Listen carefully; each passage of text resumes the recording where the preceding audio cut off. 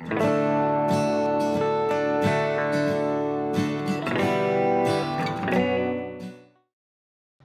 good afternoon, all the participants, and good afternoon to entire Nitya Tax Associates team. Uh, this is the third webinar in the series of litigation landscape under GST. Apparently, this webinar was initially scheduled in the month of April only, but for some reason we had to push it today. So Puneet has already taken one session, and another session was taken by another panelist. So, for this session, Puneet will take us through the various judgments and the various aspects of litigation that is that has come up recent times in GST, and I'm sure this will be a very productive session. And uh, Puneet, maybe we can start with the presentation right now. Yeah, sure, Sameerji. Thank you. So, firstly, thank you, Sameerji, for giving this opportunity for having this litigation landscape under GST, our webinar series. So, this is third and concluding session. In first and second session, we covered output and input supply issues, and today we'll be covering rest of the issues. So, firstly, I hope all of you are safe and healthy.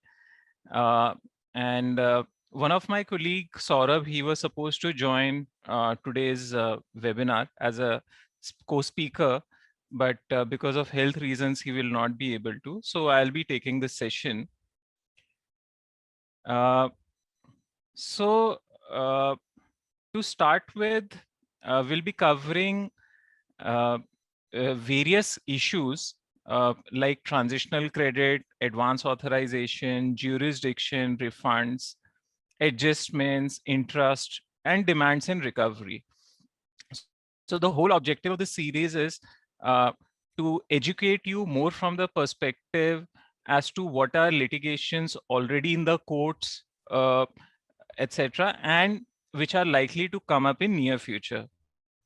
Even though when GST was introduced, it was supposed to be a litigation-free tax, but I think in the last two webinars also, and in this webinar also, you'll realize that the magnitude of litigations in GST regime is much higher than even older taxes. Starting with transitional credit, so the issue relates to our TRAN 1, where old credits of excise, service tax, and VAT were carried forward. So first set of disputes which have come up is that if a taxpayer could not file TRAN 1 due to technical glitch or missed timelines, etc., so will he be entitled to take the credit of older taxes when he is not able to do this in the prescribed timelines? So on this issue, multiple rulings have come up, and again, jurisprudence is varied. Even some of the favorable High Court rulings have been affirmed by Supreme Court also. But the latest one, and even after retrospective amendment to CGST Act and rules, the latest one is Delhi High Court ruling in case of brand equity treaties. So it's a favorable judgment where the court considered varied jurisprudence. Court recognized that the technical difficulty which the taxpayers faced was mainly due to portal glitches. The court took cognizance of Rule 117 Sub-Rule 1A, which sought to protect transition of credit in case of technical difficulty.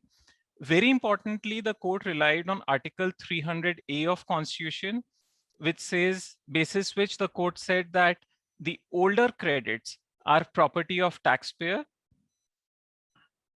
The court held that filing mechanism is merely procedural and directory, whose non-adherence does not affect the substantive right to avail credit. And the court also realized that the GST came in July 2017, and all civil rights are enforceable for 3 years. And basis this, the court granted time of 3 years for carry forward of credits. But the ruling has been stayed by Supreme Court. So the final verdict will be given by Supreme Court only, because different high courts have taken different views, even though there are some cases where Supreme Court has dismissed department's SLP, but still there are multiple cases which are pending before the Supreme Court. So we'll look forward to Supreme Court's verdict to conclude the issue. Second important issue is relating to transition of credit of cesses. So before we come to the ruling, it's important to understand the roadmap of the issue. One, in 2004, education cess was introduced. In 2007, she cess was introduced. And in 2015, these cesses were abolished.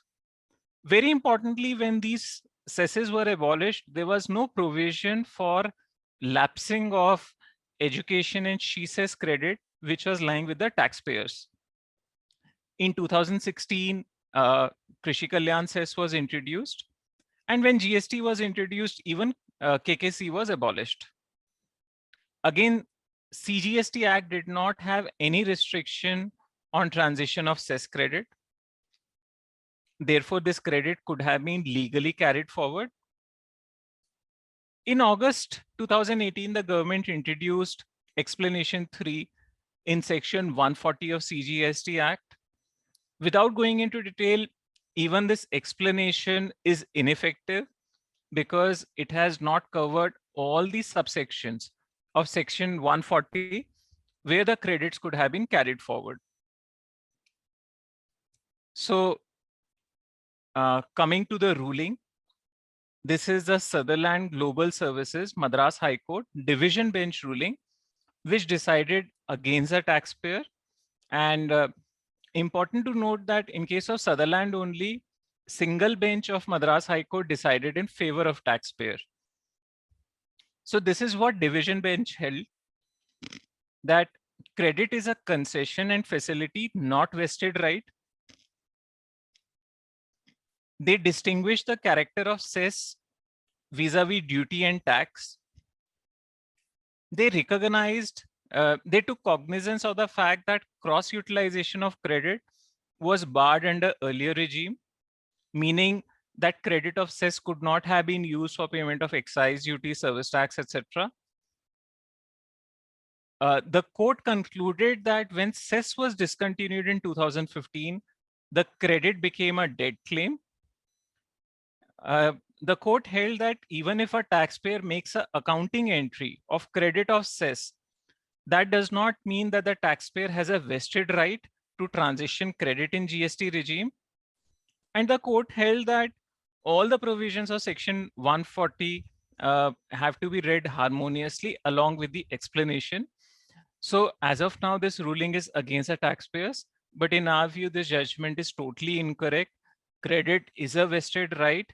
Even when the cess was continuing, only the cross-utilization was barred.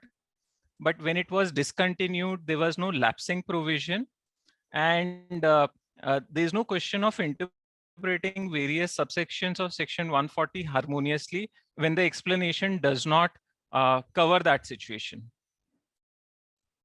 Third important ruling is relating to transition of VAT TDS. Very important ruling in case of DMR construction, Madras High Court.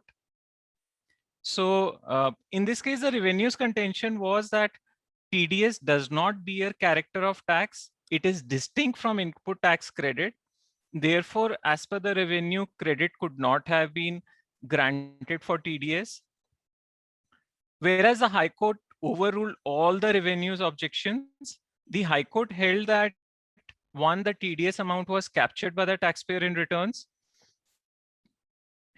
Amount deducted towards anticipated tax liability assume characters of tax, means once a taxpayer is getting money from his customer and customer is obliged to deduct TDS, that is towards anticipated tax liability of taxpayer only. So it will be a tax only.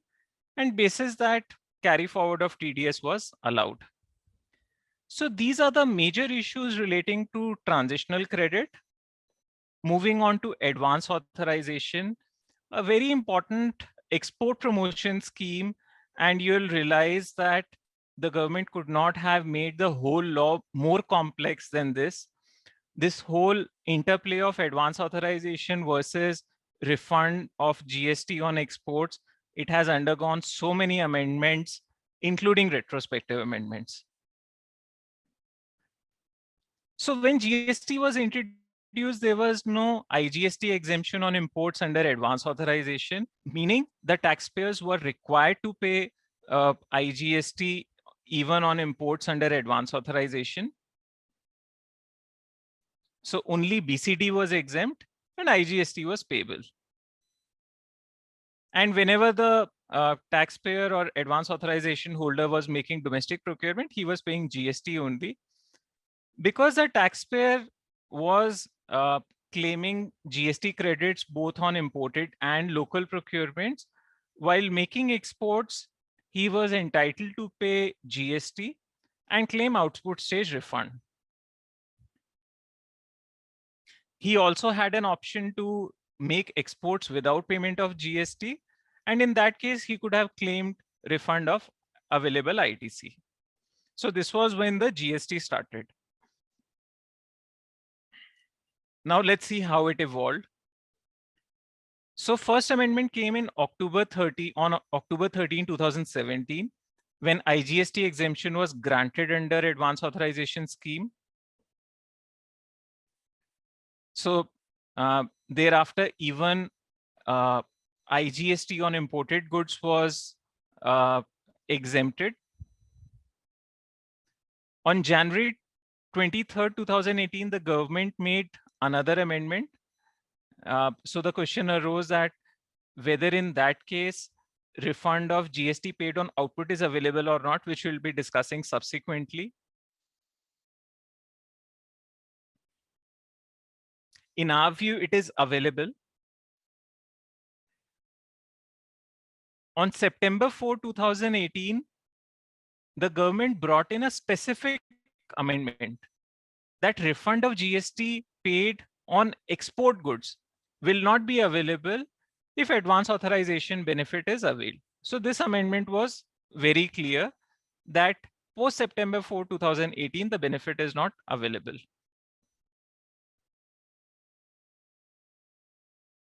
On October 9, 2018, they brought in further amendments and issued a circular also to clarify this anomaly.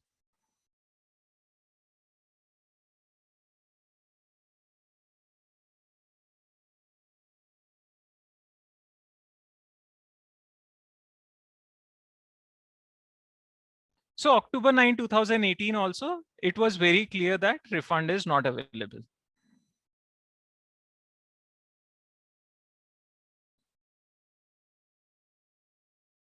On March 23, 2020, so to clarify the earlier amendments, they inserted another explanation.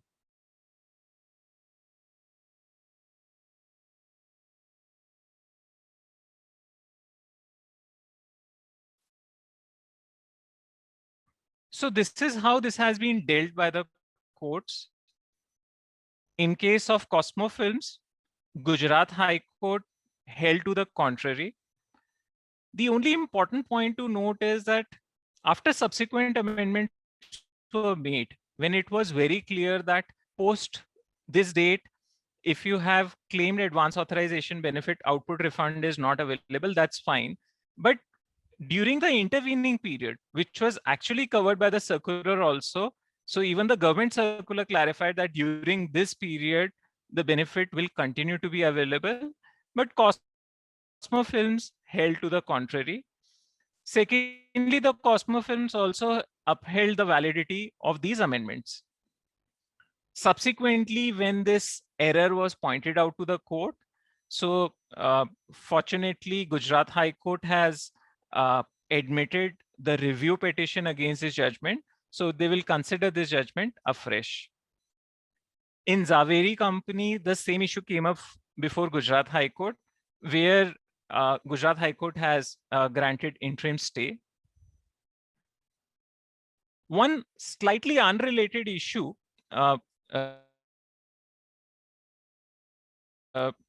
came up before Gujarat advanced ruling in case of Balkrishna Industries. Here, the issue was that as an advance authorization holder, you have two options. One is you pay IGST, you don't pay IGST. So in this case, the taxpayer paid IGST, so he did not claim any benefit of IGST under AAR, under advance authorization, but he claimed the benefit of BCD only. So he went to the advanced ruling authority that I have claimed benefit of BCD because I have paid IGST on imported procurements. Therefore, I should be entitled to export my goods on payment of GST and claim refund. Unfortunately, the Gujarat Advanced Ruling Authority did not read the provisions under proper perspective, and they held that even if BCD benefit is availed, then also output refund is not available. In our view, even this advanced ruling is incorrect because the whole interplay of GST law vis-a-vis advance authorization is for GST refunds or IGST benefit only. It has nothing to do with the BCD. Coming to the next important topic is jurisdiction, which many of the taxpayers have started facing now. So as you're aware that we have central government and state government who get their respective pies under GST. So the question arises that one, at the time of registration or on your portal, you are assessed to a particular government, either center or state. So suppose you are assigned to center. So does state have jurisdiction for undertaking assessments, investigations, etc. against you? So long back at the time of introduction of GST only, CBIC chairman issued a letter clarifying that yes, they have. So let's see how jurisprudence have evolved on this. So this is what section 6 of both CGST and SGST/UTGST Act says, that like SGST Act will say, where any proceedings initiated under SGST Act, then proceedings cannot be initiated under CGST Act on same subject matter. So the important point is same subject matter. So say for example, assessments, say for example, general investigations, they are not relating to a particular subject matter, but generally in assessments and these investigations, authorities go through all our GSTR 1, 3B, financial statements, etc., etc. So to that extent, we can say that everything has been examined. So it precludes other government to examine that. So even these issues have come up before the courts. So Allahabad High Court in case of GK Trading Company and Punjab and Haryana High Court in case of Kaushal Kumar Mishra. So they have heard it liberally in favor of government only. They said that both governments have jurisdiction. Whereas in case of Anurag Suri, Odisha High Court have taken a favorable view and it had stopped the other government from undertaking these investigations. The next topic relates to refunds.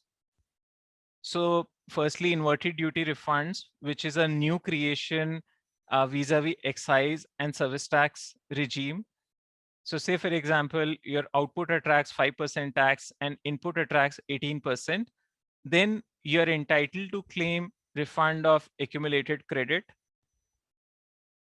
The inverted duties formula is given as per, refund is given as per following formula: net ITC into turnover of goods, inverted structure goods, divided by total turnover, minus tax payable on supply of inverted duty goods. Importantly, the definition of net ITC only covers ITC availed on inputs.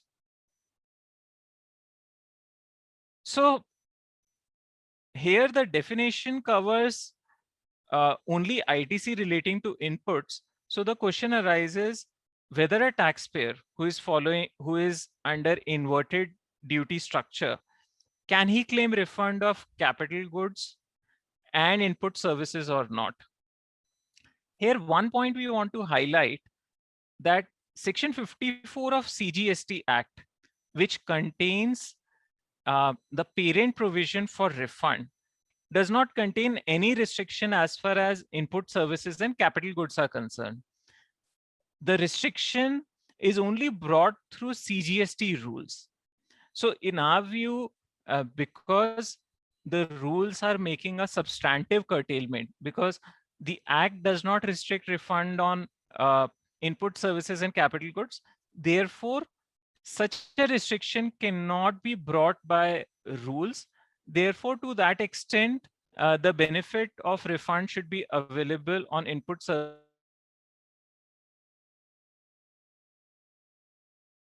Have the ruling of VKC Footsteps, Gujarat High Court, which took a favorable view, which held that the benefit of refund will be available on all type of procurements. Whereas Madras High Court, in case of TVL Trans Tonal Stroy, took a adverse view and held that the refund will be restricted only to the inputs only. VKC Footsteps stands pending before Supreme Court, but in our view, as far as present legal framework is concerned, the refund should be available on all type of procurements. And to overcome this issue, even a retrospective amendment in law is not ruled out. The next issue, which is a new creation under GST, is this deficiency memos. So before we come to the GST related issues, we'll tell you about a leading ruling on this issue under customs law. So these were the facts. That period of refund in this case was July 2018.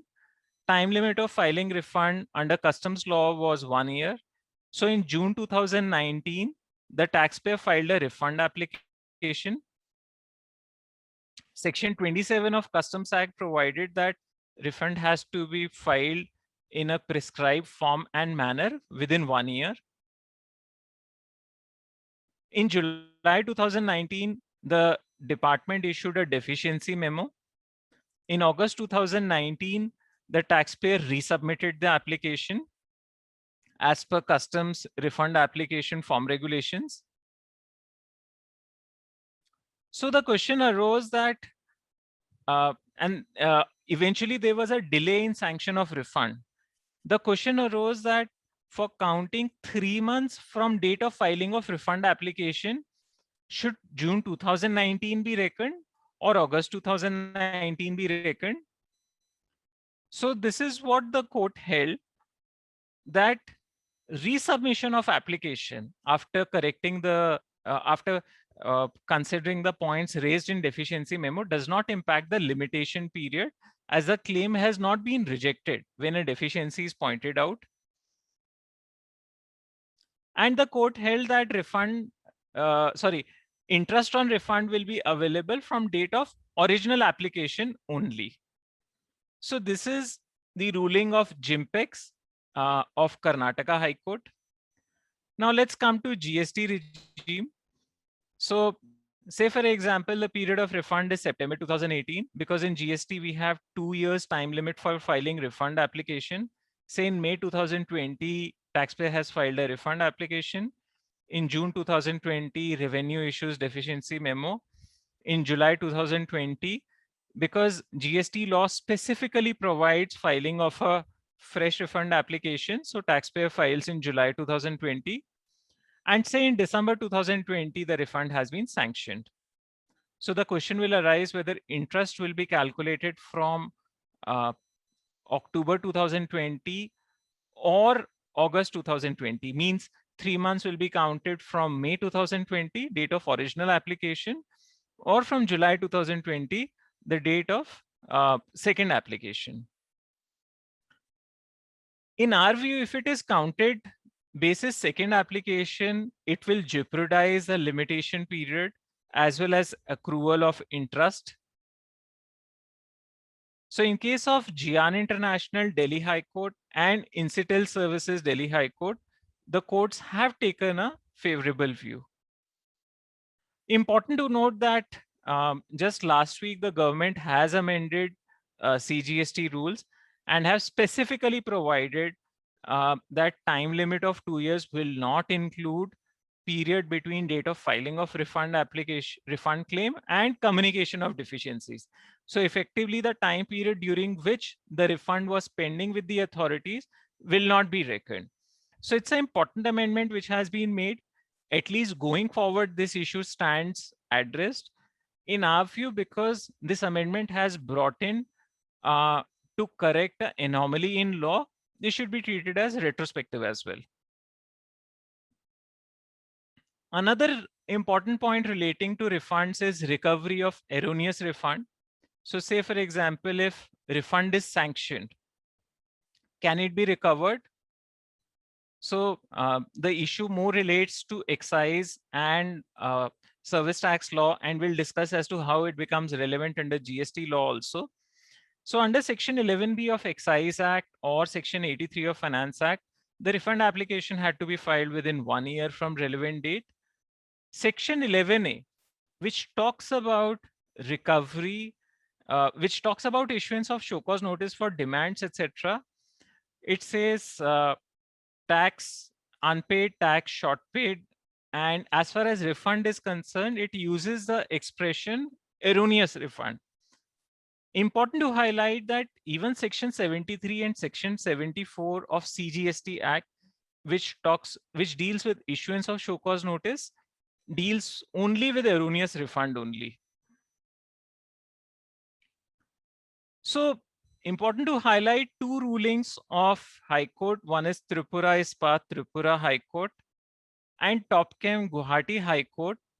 So in these cases, the High Court held that if the refund has been filed by the taxpayer, the department has examined it and sanctioned it, and tomorrow there is a change of opinion due to their own interpretation of or any ruling, etc. coming, because this was relating to area-based exemptions in Northeast, where the refunds were validly sanctioned, and subsequently the Supreme Court held that promissory estoppel does not apply and refund should not be available, etc., etc. And basis that, the quantum of refund was reduced. So in both these cases, the high courts held that at the time of sanction of refund, it was valid. There was no error which has been committed. So such recoveries, such refunds have been validly sanctioned, and if such refunds have to be taken back from taxpayer, it cannot fall under category of erroneous refund. There was no error which was committed by revenue at the time of sanction of refund. Therefore, the court held that there is no recovery mechanism at all for recovery of these refunds. Very important ruling relevant in GST regime also. If the government has granted refunds and tomorrow there is a change of opinion, ruling, etc. So basis these rulings, demands can be defended. Coming to adjustments. So say, for example, a taxpayer has paid CGST and IGST on actually CGST and SGST, and actually IGST was payable, or other way around. So these type of errors are committed inadvertently by many taxpayers where wrong taxes have been paid. So refund is available for amount paid under wrong head. There is no interest which is payable on belated payment. So both IGST Act and CGST Act have provisions for that. So in this case,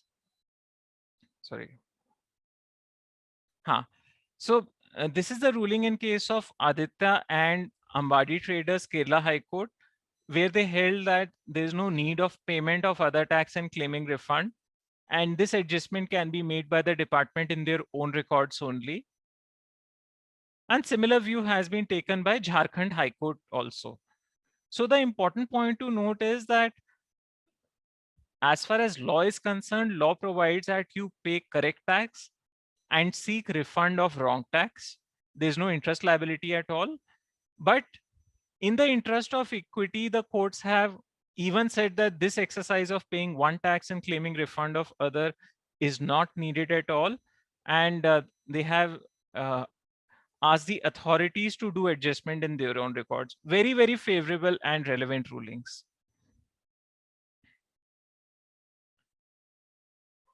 Coming to interesting topic of interest.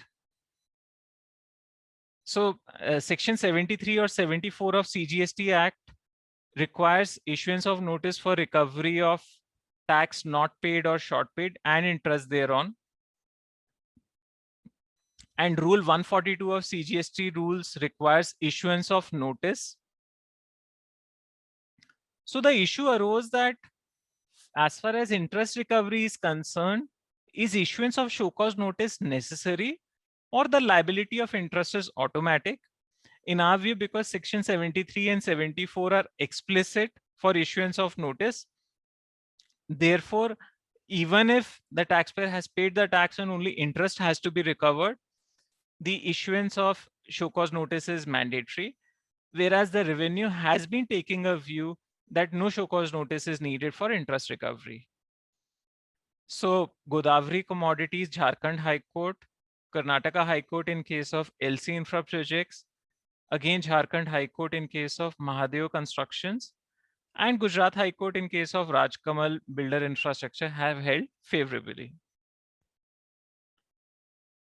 Coming to our last topic relating to demands and recovery. Very important because now once this lockdown is over, etc., some of you might have already started undergoing GST assessments, etc. Otherwise, these assessments and investigations will gain pace. So it's important for you to understand a broader framework as to how issuance of show cause notices, adjudication, etc., will work in GST regime, which is very different from older laws.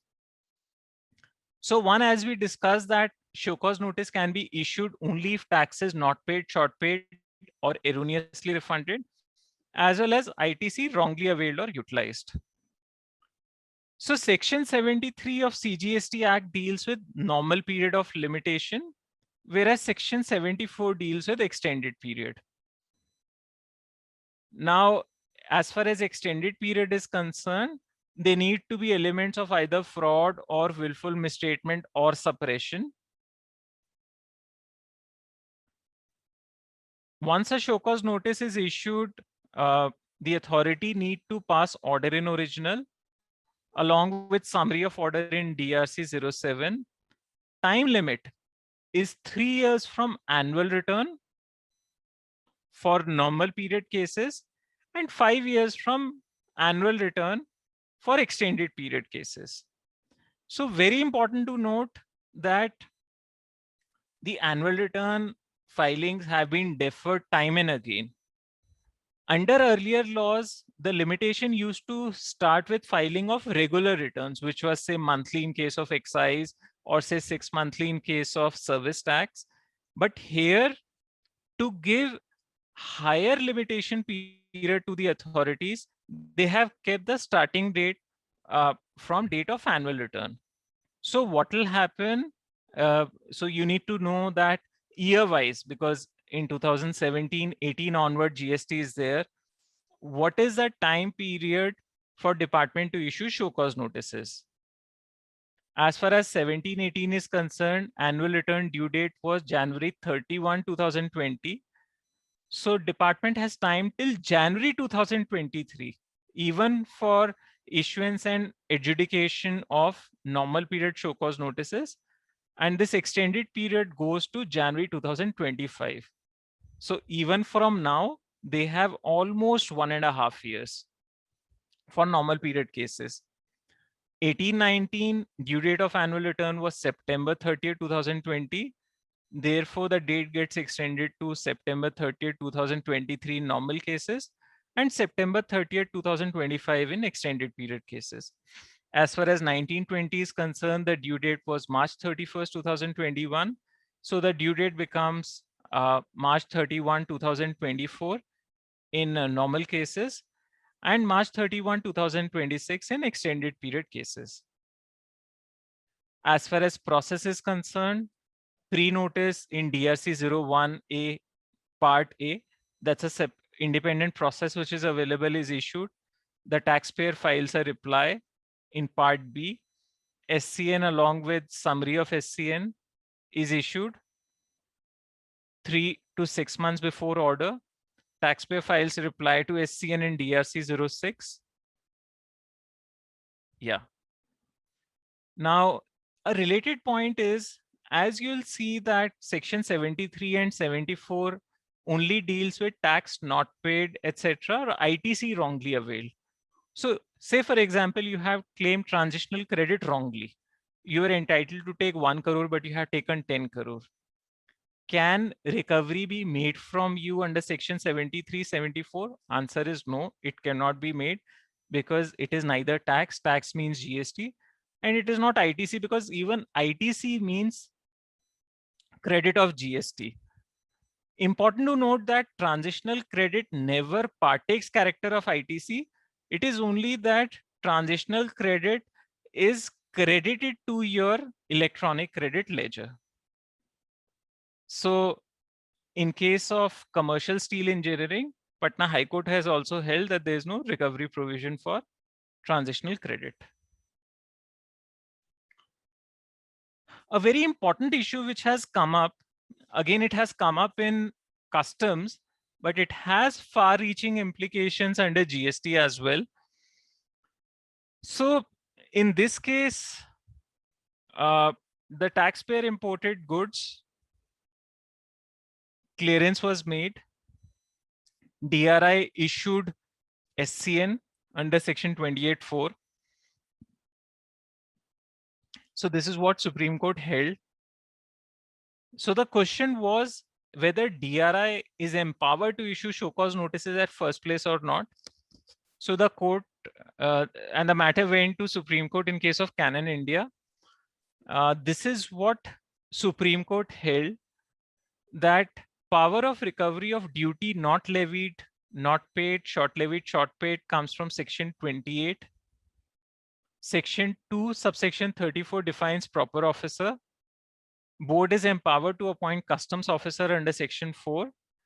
The powers and functions of assessment reassessment is given under Customs Notification 40 of 2012, Customs Non-Tariff. Entrustment of functions of customs officer on other officers of central or state government is under section 6. And assignment of powers to DRI has been done under notification 17 of 2002, Customs Non-Tariff. So the Supreme Court held, based on multiple reasons, that DRI does not have power to issue show cause notice. So basis that, all the show cause notices issued by DRI have been kept in abeyance. In our view, the similar rationale also applies to DGGSTI, which is authority formed for undertaking investigations on GST related matters. And following Canon India, the issue has gone to Karnataka High Court in case of Waters India, where prima facie, the High Court held that the ruling of Canon India applies to Waters India case also, meaning thereby that DGGSTI does not have power to issue show cause notice. As I mentioned, that this is only an interim order and final order is yet to come. Thank you, Sameerji, for this opportunity, and thank you everyone for joining in large number in all these 3 sessions, and look forward to have another session with you. So look forward to your safety and good health. Yeah, thank you.